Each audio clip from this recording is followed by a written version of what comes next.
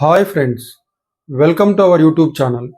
ఈరోజు మనం ఈ వీడియోలో పిఎల్ఐ స్కీమ్ గురించి తెలుసుకుందాం. పిఎల్ఐ స్కీమ్ అంటే production linked incentive scheme.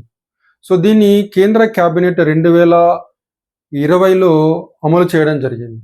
So దీన్ని 14 రంగాల్లో 14 సెక్టార్స్లో ఈ పథకాన్ని అమలు చేయడం జరిగింది. సో ఈ పథకం యొక్క ముఖ్య ఉద్దేశం ఏంటంటే భారతదేశంలో తయారీ రంగాన్ని బలోపేతం చేయడం, టు స్ట్రెంగ్థన్ మ్యానుఫ్యాక్చరింగ్ సెక్టార్. మనకు 2047 నాటికి భారతదేశం అభివృద్ధి చెందిన దేశంగా మారాలి అంటే తయారీ రంగం బలోపేతం అవ్వడం చాలా అవసరం. సో ప్రస్తుతం మనకు భారతదేశంలో తయారీ రంగం వాటా జీడిపిలో కేవలం 16-17% ఉంది. దీన్ని 25% తీసుకెళ్లడానికి ఈ పిఎల్ఐ స్కీమ్ ప్రయత్నం చేస్తుంది.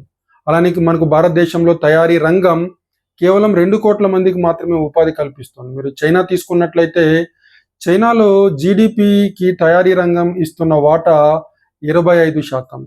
అలానే తయారీ రంగం ద్వారా అందుతున్న ఉపాధి దాదాపు 12 కోట్లు. సో చైనా లాగానే భారతదేశంలో కూడా తయారీ రంగాన్ని బలోపేతం చేయడానికి ఈ ప్రొడక్షన్ లింక్డ్ ఇన్సెంటివ్ స్కీమ్ని ప్రారంభించడం జరిగింది. 2025 నాటికి మనకు భారతదేశంలో ఈ పిఎల్ఐ స్కీమ్ ప్రభావం వల్ల దాదాపుగా 1.76 lakh crores ఇన్వెస్ట్మెంట్ వచ్చింది. అంటే 1.76 లక్షల కోట్ల పెట్టుబడి రాబట్టగలిగాము. అలానే ప్రత్యక్షంగాను పరోక్షంగాను దాదాపు 12 లక్షల ఉద్యోగాలు సృష్టించబడ్డాయి. అలానే పిఎల్ఐ స్కీమ్లో భాగస్వాములైన వాళ్ళు చేసిన అమ్మకాలు దాదాపుగా వాటి విలువ 16.5 లక్షల కోట్లు. 16.5 లక్షల కోట్లు. అంటే మనకు పిఎల్ఐ స్కీమ్ గత 5 సంవత్సరాల్లో సాధించిన ఫలితాలు ఇవి. సో దీన్ని 2020లో ప్రారంభించినప్పుడు 1.97 lakh crores బడ్జెట్తో దీన్ని ప్రారంభించడం జరిగింది. So that's it about PLI scheme. Thank you and all the best.